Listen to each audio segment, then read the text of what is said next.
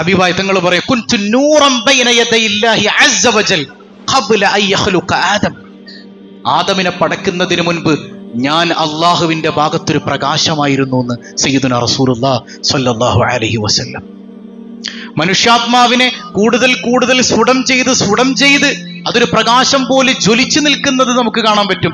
ആ ജ്വലനത്തിന്റെ ഏറ്റവും വലിയ മേഖലയിൽ നിൽക്കുന്ന ആളാണ് മുഹമ്മദുർ റസൂലുള്ളാഹി സ്വല്ലല്ലാഹു അലൈഹി വസല്ലം. ആ പ്രകാശവും മറ്റൊരു പ്രകാശത്താൽ മനോഹരമാക്കപ്പെട്ടൊരു വാഹനവും, അതാണ് ബുറാഖ് എന്ന് പറയുന്നത്. ഇപ്പൊ ആധുനിക ശാസ്ത്രലോകത്ത് ഇത് സാധ്യമോ അല്ലയോ എന്നുള്ള ചർച്ച ഉണ്ടെങ്കിലും ഇങ്ങനെ ഒരു സംഗതി സാധ്യമായാൽ ആ മനുഷ്യന് കാലങ്ങൾക്കപ്പുറത്തേക്ക് സഞ്ചരിക്കാൻ പറ്റുമെന്നാണ്. ഇപ്പൊ ഡോക്ടർ ആൽബർട്ട് ഐൻസ്റ്റൈന്റെ തിയറി ഉണ്ടല്ലോ, സ്പെഷ്യൽ തിയറി ഓഫ് റിലേറ്റിവിറ്റി.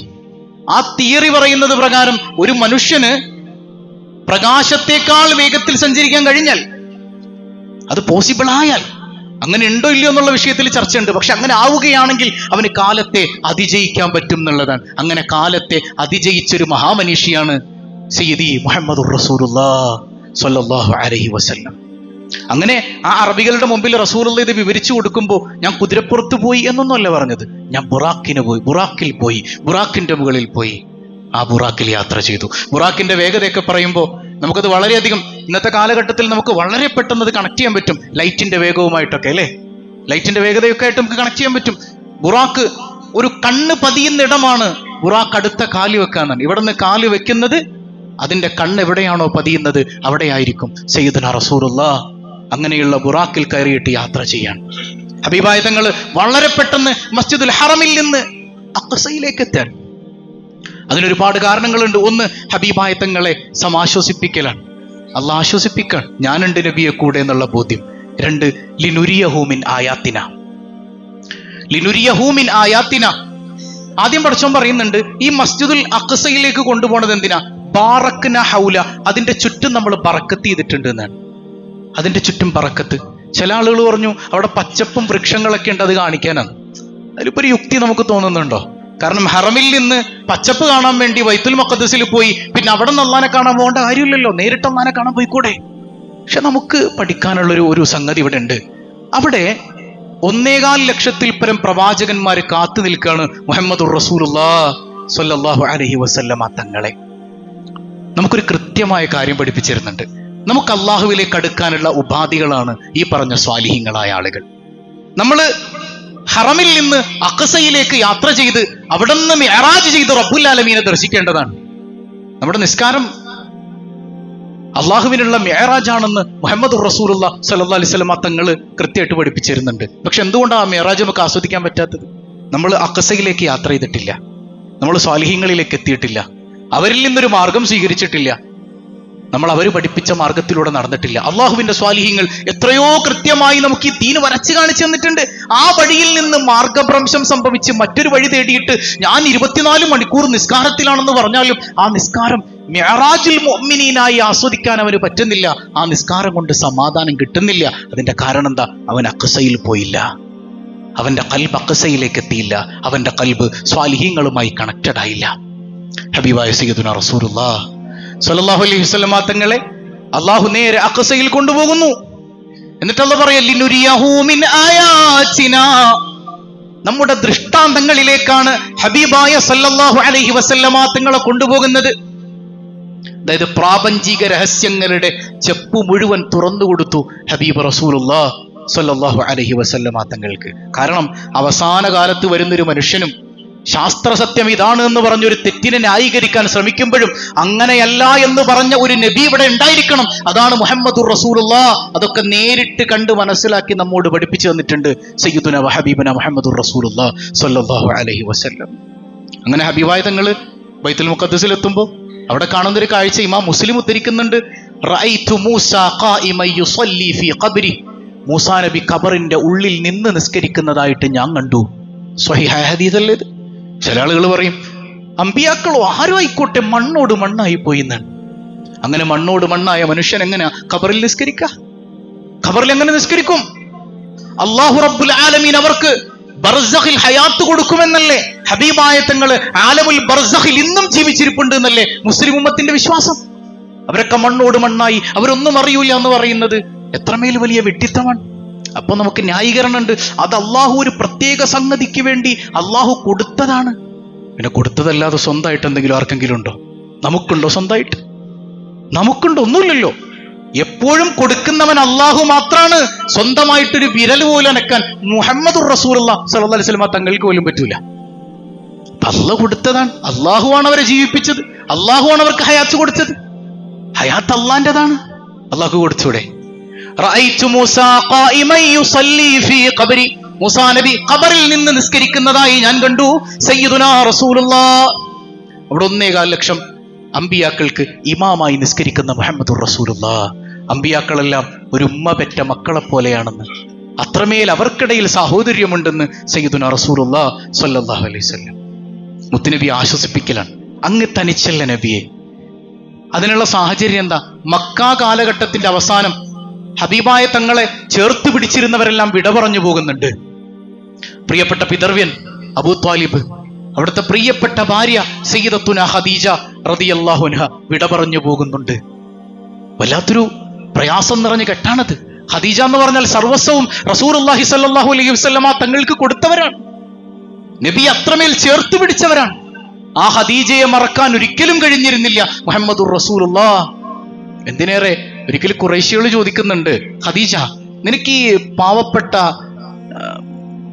പാപ്പരായ മുഹമ്മദിനെ അല്ലാതെ വേറെ ആരും കിട്ടിയില്ലേ? എല്ലാവരെയും വിരുന്നിന് വിളിക്കുന്നുണ്ട് സയ്യിദത്തുന ഖദീജ റളിയല്ലാഹു അൻഹ. എല്ലാവർക്കും ഭക്ഷണമൊക്കെ കൊടുത്തിട്ട് പറയാ, എന്റെ മുഴുവൻ സ്വത്തും ഞാനിതാ എന്റെ ഭർത്താവിന് കൊടുക്കാൻ. ഇനി ദരിദ്ര ഖദീജയാണ്. ഞാൻ എന്തിതിൽ നിന്ന് എടുക്കണമെങ്കിലും എന്റെ ഭർത്താവിനോട് ചോദിക്കണം. എന്നാൽ എന്റെ ഭർത്താവിന് അതിന്റെ ആവശ്യമില്ല.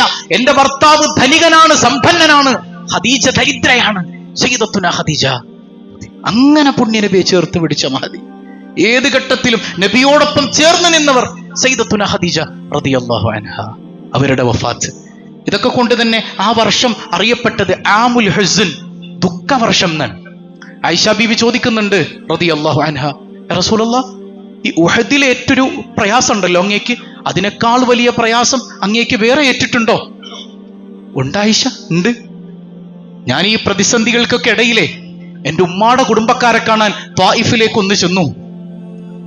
അങ്ങനെയാണല്ലോ, നമുക്കൊരു പ്രതിസന്ധി ഉണ്ടാവുമ്പോൾ ഉമ്മാടെ ആൾക്കാരായിരിക്കും നമ്മുടെ മനസ്സിലേക്ക് പെട്ടെന്ന് ഓടി വരിക, ബാപ്പയുടെ കുടുംബത്തെക്കാൾ.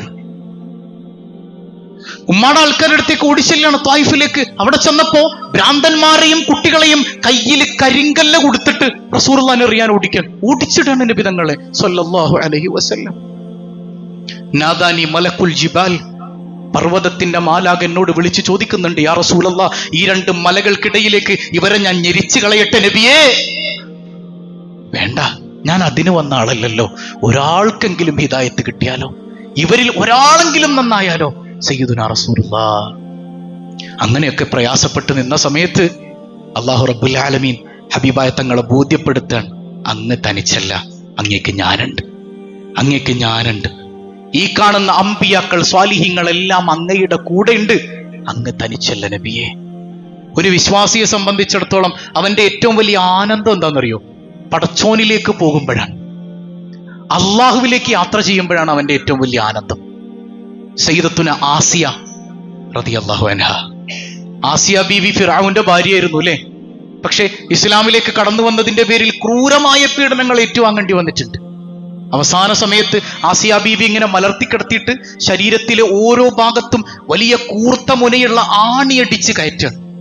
സഹിക്കാൻ പറ്റും? നമുക്ക് ചിന്തിക്കാൻ പറ്റുന്നുണ്ടോ? നമുക്ക് ഓരോ ഭാഗത്തും ആണിയടിച്ച് ഇങ്ങനെ കയറ്റുമ്പോ ആസിയ ബീവി ഇങ്ങനെ ചിരിക്കുക, ഭയങ്കര ചിരി, കരയുന്നില്ല, ഭയങ്കര ചിരിയാണ്. ഫിർഔൻ ചോദിക്കണം, എന്താണ് ആസിയ നീ ഇങ്ങനെ ചിരിക്കുന്നത്? ഞാൻ എൻ്റെ റബ്ബിനെ കാണാൻ.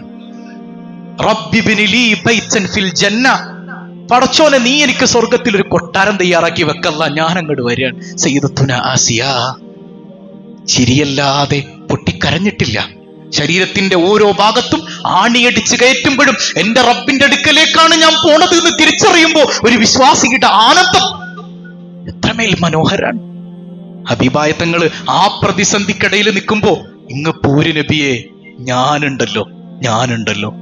ആനന്ദമാണ് പിന്നെ മുഹമ്മദുർ റസൂലുള്ളാഹി സ്വല്ലല്ലാഹു അലൈഹി. അതാണ് തന്റെ അടിമയെ രാപ്രയാണം ചെയ്യിച്ച അല്ലാഹു എത്ര പരിശുദ്ധൻ. ഹറമിൽ നിന്ന് അഖ്സയിലെത്തി. സ്വാലിഹീങ്ങളെയൊക്കെ കണ്ടു, ഒരുമിച്ച് നിന്നു, സംസാരിച്ചു, ഇമാമത്ത് നിന്ന് നിസ്കരിച്ചു. ഇനിയാണ് വലിയ യാത്ര, മിഅ്റാജ്. അതായത് ഹറമിൽ നിന്ന് അഖ്സ വരെയുള്ള യാത്രക്കാണ് ഇസ്രാ എന്ന് പറയാം, അവിടെ നിന്ന് അള്ളാഹുവിലേക്കുള്ള യാത്രക്കാണ് മിഅ്റാജ് എന്ന് പറയാം. അപ്പൊ ലൈറ്റിനേക്കാൾ വേഗത വേണം. ബുറാക്കിനെ പറ്റൂല, ബുറാക്കിനെ അവിടെ ബന്ധിച്ചു. നബിതങ്ങൾ പറയാൻ, പ്രവാചകന്മാരെല്ലാം മൃഗങ്ങളെ ബന്ധിക്കുന്ന മസ്ജിദുൽ അഖ്സയുടെ ഒരു ഭാഗത്ത് ഞാൻ ബുറാക്കിനെ ബന്ധിച്ചു. എന്നിട്ട് നബി സല്ലല്ലാഹു അലൈഹി വസല്ലം തങ്ങൾ തന്റെ പ്രിയപ്പെട്ട സഹചാരിയായ ജിബ്രീൽ അലൈഹിസ്സലാത്തു വസ്സലാമിനോടൊപ്പം ആകാശയാത്ര നടത്താൻ. ഇവിടുന്ന് കുറച്ചങ്ങ് പോയി കഴിഞ്ഞാലേ നമ്മുടെ ഈ അറ്റ്മോസ്ഫിയർ ഒക്കെ മാറും, പിന്നെ നമുക്ക് ഈ ശ്വസിക്കാൻ പറ്റൂല. ഹബീബായ് സല്ലല്ലാഹു അലൈഹി വസല്ലം തങ്ങൾ ഓരോ വാനങ്ങൾക്കപ്പുറം പോകുന്നത് ഒരു സ്പേസ് സ്യൂട്ടൊന്നും ധരിച്ചിട്ടില്ലല്ലോ, ഒന്നുമില്ല. നബിതങ്ങൾക്ക് ഫ്രീ ആയിട്ട് കടന്നു പോകാൻ. അതാണ് സുബ്ഹാന, അള്ളാഹ് എത്ര പരിശുദ്ധൻ. ഇതൊക്കെ അള്ളാഹിനെ കൊണ്ട് പോസിബിൾ ആണ്. നമുക്കിതൊക്കെ പറയുമ്പോഴത്തേക്ക് ഇതൊക്കെ ഒരു മായാവി കഥ അല്ലേ, ഡിങ്കൻ കഥ. അള്ളാഹുവിൽ അവിശ്വസിച്ചു പോയ മനുഷ്യന്മാരെ നമ്മൾ അള്ളാഹിനെ കൊണ്ട് ഇതൊന്നും പറ്റൂല എന്നാണോ നിങ്ങളുടെ വിശ്വാസം? ഒരു നബിയിലൂടെ, ഒരു സ്വാലിഹിലൂടെ, ഒരു വലിയിലൂടെ ഇതൊക്കെ സംഭവിക്കുന്നുണ്ടെങ്കിൽ അള്ളാഹുവിനൊന്നും കഴിയാത്തതാണോ? അള്ളാഹ് സംഭവിപ്പിക്കും. എത്രമേൽ കൃത്യമായി ഖുർആൻ കാര്യമായി നമുക്ക് വിശദീകരിച്ചു തരുന്നുണ്ട്. പരിശുദ്ധ ഖുർആൻ സൂറത്ത് നജ്മിൽ കാണാലോ, മാ കദബൽ ഫുആദു മാ റആ അഫതുമാറൂനഹു അലാ മാ യറാ വലഖദ് റആഹു നുസ്ലതൻ ഉഖറാ عند سدرة المنتهى عندها جنة المأوى إذ يغشى السدرة ما يغشى. നബി സല്ലല്ലാഹു അലൈഹി വസല്ലം തങ്ങൾ കളവ് പറഞ്ഞിട്ടില്ല. അവിടുന്ന് കണ്ടതാണ് സിദ്റത്തുൽ മുന്തഹ എന്ന ആ മനോഹരമായ വൃക്ഷമൊക്കെ അണിഞ്ഞൊരുങ്ങി നിൽക്കുന്നത് പോലെ. നബി സല്ലല്ലാഹു അലൈഹി വസല്ലം തങ്ങൾ ആകാശത്തേക്ക് ചെന്നപ്പോ അന്നത്തെ രാത്രി ആ വൃക്ഷം ഇങ്ങനെ അണിഞ്ഞൊരുങ്ങി നിൽക്കുന്നത് പോലെ എന്നത്തേക്കാളും ഭംഗിയുണ്ടെന്നാണ്. സിദ്റത്തുൽ മുന്തഹ എന്ന് പറയുന്ന വൃക്ഷം എന്നൊക്കെ പറയുമ്പോൾ നമ്മുടെ വൃക്ഷമായിട്ടൊന്നും ചിന്തിക്കണ്ട, അത് അല്ലാഹു റസൂലുഹു അലം, നമുക്കറിയില്ല. പക്ഷെ അതൊരു വൃക്ഷമാണെന്ന് പരാമർശിക്കപ്പെട്ടിട്ടുണ്ട്. അള്ളാഹുവിന്റെ ഹബീബ് സയ്യിദുനാ റസൂലുള്ളാഹി സ്വല്ലല്ലാഹു അലൈഹി വസല്ലമ തങ്ങളെ അങ്ങോട്ട് ഉയർത്താൻ. അപ്പൊ ഭൂമിയുടെയും ആകാശത്തിന്റെയും നായകനാണ് അങ്ങ് നബിയെ. വറഫഅനാ ലക ദിക്റക്, അങ്ങയുടെ പരാമർശം നാമാണ് ഉയർത്തിയത് നബിയെ. ദുനിയാവിലും ആകാശമണ്ഡലങ്ങളിലും എല്ലായിടങ്ങളിലും അങ്ങയുടെ പരാമർശം ഇങ്ങനെ ഉയർന്നു നിൽക്കണം. അതാണ് എൻ്റെ സന്തോഷം, അള്ളാന്റെ സന്തോഷം അതാണ്. അള്ളാഹ്ക്ക് അത്രമേൽ പ്രിയപ്പെട്ടവരെ അള്ളാഹു ഉയർത്തുമെന്നാണ് അല്ലെ. ഒരാളെ ഇഷ്ടപ്പെട്ടു കഴിഞ്ഞാൽ ജിബ്രീലിനെ വിളിക്കും, ഞാൻ ഇഷ്ടപ്പെട്ടിട്ടുണ്ട്, നീ ഇഷ്ടപ്പെട്ടോളണം എന്നാണ്. അള്ളാഹു ഇഷ്ടപ്പെട്ടാൽ അവരങ്ങ് ഉയർത്തുമെന്ന് സയ്യിദുനാ റസൂലുള്ളാഹി സ്വല്ലല്ലാഹു അലൈഹി വസല്ലം. അങ്ങനെ ഓരോ വാനങ്ങളും കടന്ന് സിദ്റത്തുൽ മുന്തഹയും കടന്ന് ബഹ്റുൻ നൂറത്താണ്. ഹത്താ ലി ബഹ്റിൻ നൂരി ജിബ്രീലുൻ വഖഫ് دعني تقدم يا حبيبي لا تخف أبشر تناجي ربك القيوم صلوا عليه وسلموا تسليما. ആ പ്രകാശത്തിന്റെ കടലെത്തിയപ്പോ സയ്യിദുനാ ജിബ്രീൽ അലൈഹിസ്സലാം, ജിബ്രീൽ കണ്ടിട്ടില്ല അള്ളാനെ, ഇന്നുവരെ ജിബ്രീൽ അള്ളാനെ ദർശിച്ചിട്ടില്ല, നേരിട്ട് കണ്ടിട്ടില്ല. ജിബ്രീൽ അലൈഹിസ്സലാത്തു വസ്സലാം പറയുന്നുണ്ട്, ദഅനി, എന്നെ വിട്ടേക്ക് നബിയെ, എനിക്കിനി അങ്ങോട്ട് കടക്കാൻ പറ്റൂല, എന്റെ ചിറകുകൾ പോലും കരിഞ്ഞു പോകും. തഖദ്ദം യാ ഹബീബി ലാ തഖഫ്, അങ്ങ് കടന്നു പോണം, അങ്ങ് പേടിക്കണ്ട, അങ്ങ് അല്ലാഹുവിന്റെ മുമ്പിലേക്ക് ചെല്ലണം. ബഹ്റുൻ നൂറും കടന്ന് പ്രപഞ്ചനാഥനായ റബ്ബിന്റെ മുമ്പിലേക്ക് കടന്നു ചെല്ലുന്ന മുഹമ്മദുർ റസൂലുള്ളാഹ് കണ്ട മാത്രയിൽ അവിടുത്തെ അതരങ്ങൾ അറിയാതെ മുഴിഞ്ഞുപോയി. അത്തഹിയ്യാത്തുൽ മുബാറകാത്തുസ് സ്വലവാത്തു ത്വയ്യിബാത്തു ലില്ലാഹ്, എല്ലാ തിരുമുൽ കാഴ്ചകളും എല്ലാ വണക്കങ്ങളും നിനക്കാണ് പടച്ചവനെ. അള്ളാഹുവിന്റെ ഭാഗത്തുനിന്ന് അസ്സലാമു അലൈക അയ്യുഹൻ നബിയ്യു വറഹ്മത്തുള്ളാഹി വബറകാതുഹു, അള്ളാഹുവിന്റെ ശാന്തി അങ്ങയുടെ മേലുണ്ടാകട്ടെ, അള്ളാഹിന്റെ നബിയുടെ മേലുണ്ടാകട്ടെ. ഒരു മനുഷ്യൻ ഒരുപാട് കടന്ന് നരകിച്ച് മരിച്ചിട്ട് സ്വർഗത്തിലെത്തിക്കഴിഞ്ഞാൽ അവിടെയുള്ള മലക്കുകൾ ചോദിക്കും, നിനക്ക് ദുനിയാവിൽ വല്ല പ്രശ്നം ഉണ്ടായിരുന്നോ? ഏയ്, എന്ത് പ്രശ്നം? കാരണം സ്വർഗത്തിലൊന്ന് മുക്കിയെടുത്താൽ ദുനിയാവിൽ അനുഭവിച്ച നരകയാതനകളെല്ലാം ആ മുക്കലിൽ അയാൾ മറന്നു, ആ സെക്കൻഡിൽ അയാൾ മറന്നു. എന്നാൽ സ്വർഗത്തെയും മറപ്പിക്കുന്ന ആനന്ദമുണ്ട് അള്ളാനെ കാണുമ്പോഴാണ്. അള്ളാനെ കണ്ടാൽ സ്വർഗവും മറക്കും. എല്ലാം മറന്നു നിൽക്കേണ്ട സമയത്തും മുത്തുനബി സല്ലല്ലാഹു അലൈഹി വസല്ലം തങ്ങൾ നമ്മളെ മറന്നില്ല. അസ്സലാമു അലൈക അയ്യുഹൻ നബിയ്യു എന്ന് അല്ലാഹു പറയുമ്പോ തിരിച്ചുടനെ പറയാൻ അസ്സലാമു അലൈനാ വഅലാ ഇബാദില്ലാഹി സ്വാലിഹീൻ. എനിക്ക് മാത്രം പോരാ റബ്ബേ, എന്റെ സച്ചരിതരായ നിന്റെ അടിമകളുണ്ടല്ലോ, സ്വാലിഹീങ്ങളിൽപ്പെട്ട നിന്റെ അടിമകൾ, അവർക്കും നിന്റെ ശാന്തി വേണമല്ല. ഹബീബായ സയ്യിദുനാ റസൂലുള്ളാഹ്. അതായത് എല്ലാവരും തന്നെ മറക്കുന്ന നിമിഷത്തിലും നമ്മളെ ഓർത്ത മുഹമ്മദുർ റസൂലുള്ളാഹ്. അവിടെ നബി തങ്ങൾക്ക് എന്തൊക്കെ പറയാനുണ്ടായിരുന്നു? അപ്പോഴും നമ്മളെ കുറിച്ചാണ് പറയാനുണ്ടായിരുന്നത്. അള്ളാനെ കണ്ട് തിരിച്ചിറങ്ങുന്ന സയ്യിദുനാ വഹബീബുനാ റസൂലുള്ളാഹ്. നമുക്കും വേണ്ട എങ്ങനെ ഒരു ആനന്ദം. മുത്തുനബി അള്ളാനെ കണ്ടു, അള്ളാഹുമായി സംസാരിച്ചു. ആ ആനന്ദം എത്രമേൽ മനോഹരമായിരിക്കും. അല്ലാമ ഇക്ബാൽ പറഞ്ഞില്ലേ, മൂസ അള്ളാഹുവിന്റെ പ്രകാശത്തിൽ നിന്നൊരൽപ്പമേ ദർശിച്ചുള്ളൂ, താങ്ങാൻ കഴിയാതെ മൂസ ബോധമറ്റ് വീണുപോയി. ഖുർആൻ പറയുന്നുണ്ട്, ഫഖറ മൂസ നബി ബോധം കെട്ടു വീണു. എന്റെ ഹബീബ് അള്ളാനെ തന്നെ ദർശിച്ചു, എന്നിട്ടും അവിടുന്ന് എത്രമേൽ മനോഹരമായി ഉറച്ചു നിന്നു സയ്യിദുനാ റസൂലുള്ളാഹ്. അല്ലാമ ഇക്ബാലിന്റെ കവിത മനോഹരൻ. ആ ഹബീബായ തങ്ങൾ നമുക്കും അള്ളാഹു അവസരം തന്നിട്ടുണ്ട് ഹബീബിലൂടെ. അന്ന് കൊടുത്തു വിട്ട സമ്മാനമുണ്ട്, അതാണ് 5 വഖത്ത് നിസ്കാരം എന്ന് പറയുന്നത്. അസ്സലാത്തു മിഅറാജുൽ മുഅ്മിനീൻ. ഈമാനുള്ളവരെ, നിങ്ങളുടെ നിസ്കാരം അള്ളാഹുവുമായിട്ടുള്ള മിഅറാജാൻ, അള്ളാഹുവിലേക്കുള്ള മിഅറാജാൻ. ആ മിഅറാജ് നമ്മിൽ എത്ര പേര് അനുഭവിച്ചിട്ടുണ്ട്? ഒന്ന് ചിന്തിച്ചു നോക്കേ. ഇത് ഓരോ കീയാണിത്, ഒരു കീയാണ്. അള്ളാഹുവിന്റെ നാമങ്ങൾ കൊണ്ടുള്ള കീ. ബിസ്മില്ലാഹിർ റഹ്മാനിർ റഹീം, അൽഹംദുലില്ലാഹി റബ്ബിൽ ആലമീൻ, അർ റഹ്മാനിർ റഹീം, മാലികി യൗമിദ്ദീൻ. ഈ കീയൊക്കെ ഇട്ട് തുറന്നു കഴിഞ്ഞാൽ പിന്നെ അള്ളാഹനെ കാണാം. ഇയ്യാക നഅ്ബുദു, നിന്നെ, പിന്നെ അള്ളാഹിനോടായി സംസാരം. സയ്യിദുനാ അലി ഇബ്നു അബി ത്വാലിബ് റളിയല്ലാഹു അൻഹുവിനെ കുറിച്ച് പറയപ്പെടുന്നുണ്ട്, വുദു എടുത്ത് നിസ്കരിക്കാൻ വരുമ്പോ ഒരു പറവ നിന്ന് വിറയ്ക്കുന്നത് പോലെ വിറച്ചിട്ടാണ് നിസ്കരിക്കുക സയ്യിദുനാ അലി റളിയല്ലാഹു അൻഹു. എന്തേ? മുമ്പിൽ റബ്ബുണ്ട് എന്നുള്ള ബോധ്യത്തിലേക്ക് അവരെത്തിയിട്ടുണ്ട്. അത്ര നേരം നമ്മൾ പറഞ്ഞത് ബിസ്മില്ലാഹിർ റഹ്മാനിർ റഹീം, അല്ലാഹ് റബ്ബ്, അൽഹംദുലില്ലാഹി റബ്ബിൽ ആലമീൻ, സർവലോക പരിപാലകൻ, അർ റഹ്മാനിർ റഹീം, റഹ്മാനായ റഹീമായ അല്ലാഹ്, മാലികി യൗമിദ്ദീൻ, അന്ത്യനാളിന്റെ ഉടമയായ അല്ലാഹ്. പിന്നെ നേരിട്ടാണ് വർത്താനം. ഇയ്യാക നഅ്ബുദു വ ഇയ്യാക നസ്തഈൻ. പടച്ചോനെ, നിന്നെ മാത്രം ഞങ്ങൾ ആരാധിക്കുന്നു, നിന്നോട് മാത്രം ഞങ്ങൾ സഹായം തേടുന്നു. അല്ലാ, നിന്നോട് മാത്രം, നിന്നോടല്ലാതെ ഒരാളോടും, എന്റെ ഉമ്മാനോടും ഞാൻ സഹായം ചോദിക്കൂലല്ല, എന്റെ ഭാര്യയോടും ചോദിക്കൂലല്ല, ഡോക്ടറോടും ചോദിക്കൂലല്ല, നിന്റെ റസൂലുള്ളാഹിനോടും ചോദിക്കൂലല്ല, നിന്നോട് മാത്രമേ ചോദിക്കൂ.